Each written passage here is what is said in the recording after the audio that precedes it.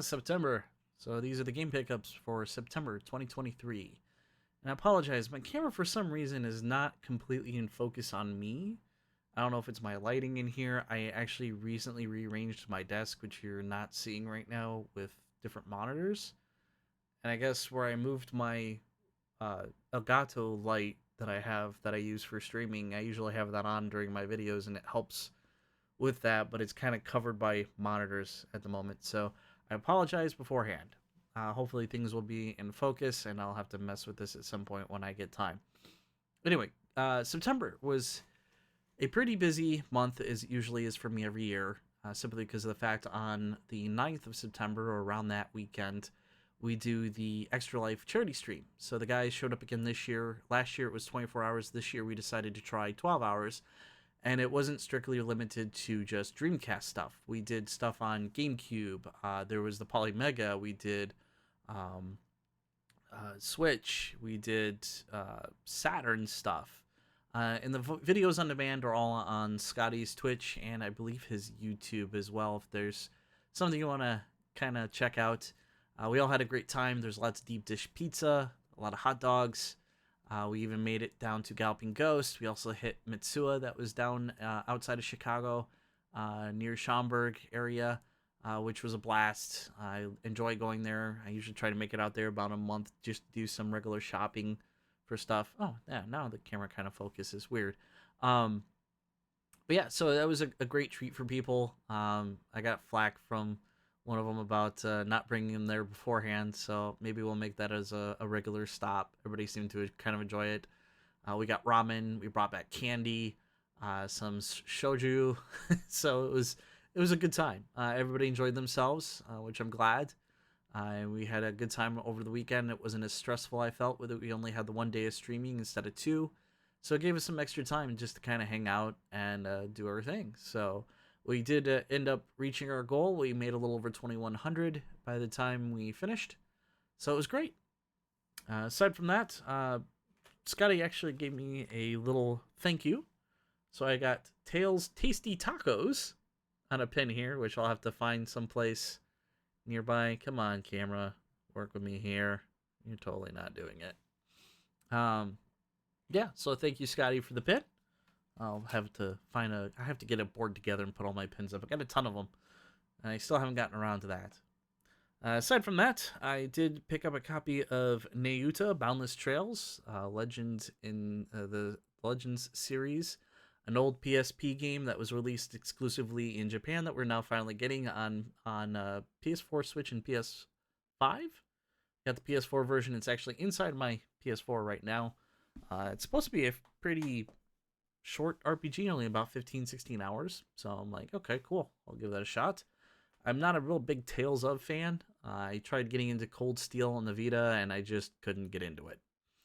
So far, it's all right. It reminds me a lot of how Ys works, and it's by the same developer of Falcom, which I think Cold Steel is as well.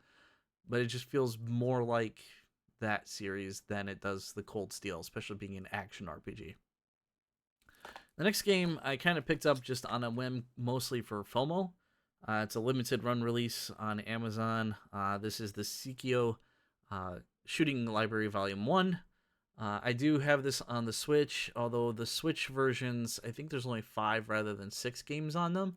So this has the 3 Striker games, the Soul Divide, Dragon Blaze, and Zero Gunner 2, which was the only reason I really picked this up.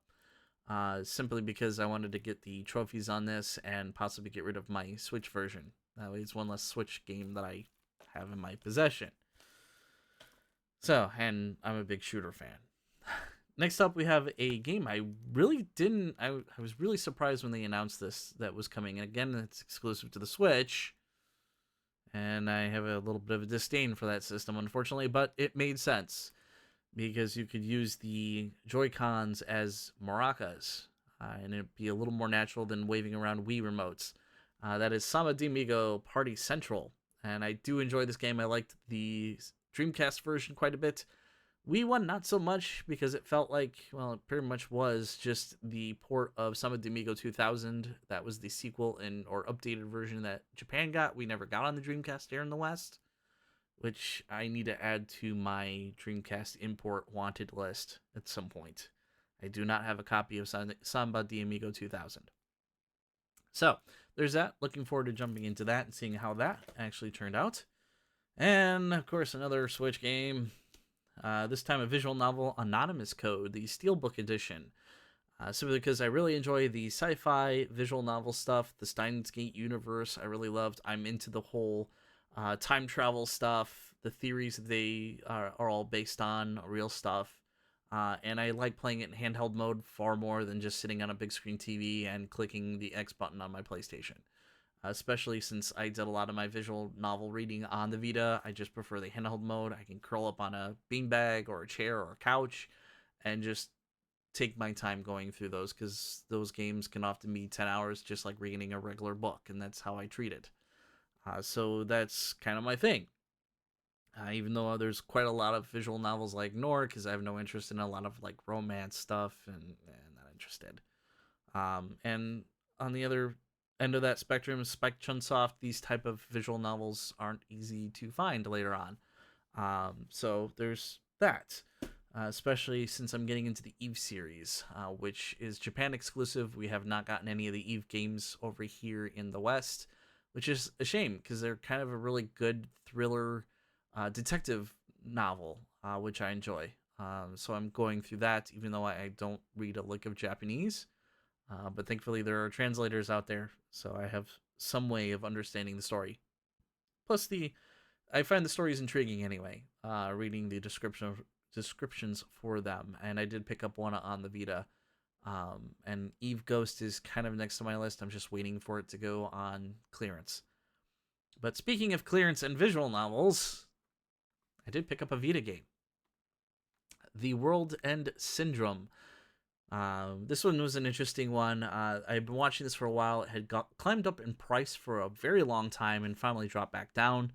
I really kind of feel that these import Vita games are kind of starting to come down. There are still some super expensive ones that are, PlayAsia and their dirty tricks of, hey, we've only got like 5 copies left, so we're going to bump the price up, and you're going to pay a premium for that.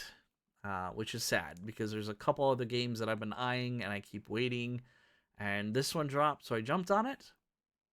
But basically, the story behind this is another kind of thriller, horror type visual novel where the protagonist ends up being transferred to a school where in a town that every 100 years the deceased come back in a way or form, and he finds himself mixed up in the middle of it and what causes this supposed curse.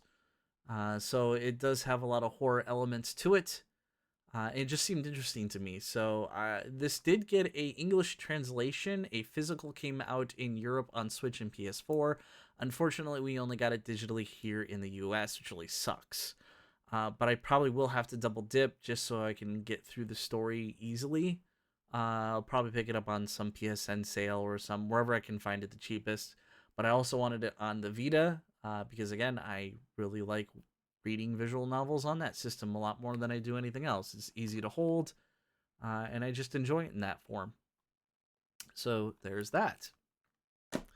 And for the last game of September, I got on the bandwagon for getting Gleylancer, the re-release from Retrobit for a shmup that we never got here in the West, with the fancy glossy embossed cover with the Japanese text on one side and the English, hey, flip it upside down, on the other one. And then on the back side you have some really neat little screenshots. And an inside, which I already flipped the cover over because it originally had the same as the slip cover, so I changed it over to the original Japanese release. And on the back side, you also get an extra picture you don't get on the other side here too. And inside here, I got release number 87 out of 5,000, so like super low.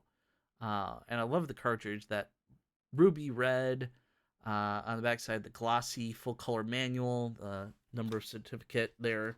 And then what's kind of neat is on the back side, I'm not sure how well that's going to show up, right here at the top, you can see Gleylancer in Japanese there on the back side of the PCB. and this cool little sticker on the back. I really dig these re-releases. I really like the Valis collection. That was fun to play through. So now I have this, even though this is also available digitally on modern consoles. But it's also nice to have a actual Genesis game that I can put with my shrinking Genesis collection, because Captain Algebra has been buying up my Genesis collection as I have been kind of whittling that down to make room. That, and it's like with the fact that I have the Genesis 1 and 2 minis, which have most of the games I'm interested in to begin with. I really don't feel I have to really hold on to a lot of the Genesis games, and would much rather have a curated one of the carts that mean the most to me. So maybe sometime I'll go through that. I still have to, at some point, maybe get around to a room tour and kind of give a glance around this behind me and my other collection in another room. So, yeah, I mean, you can see behind me just the Dreamcast, the Vita. There's more Vita stuff here, more Vita, more Vita. What you're not seeing is I also have Saturn stuff back here. And then various things over here is a whole nother collection of stuff, miscellaneous stuff. You can actually see a game, another game actually I just finished, which was in last month's update, Trinity Trigger. I finally finished that game. And then my PS4 is here as well, and then all my other stuff. But I guess I'll save that for later. Getting into stuff and on a tangent. But that's pretty much it for September. Hopefully next month will be just as fun. Already I'm getting some interesting stuff. So we'll see how that goes. But till then, as always, thank you for watching, and we'll see you next time.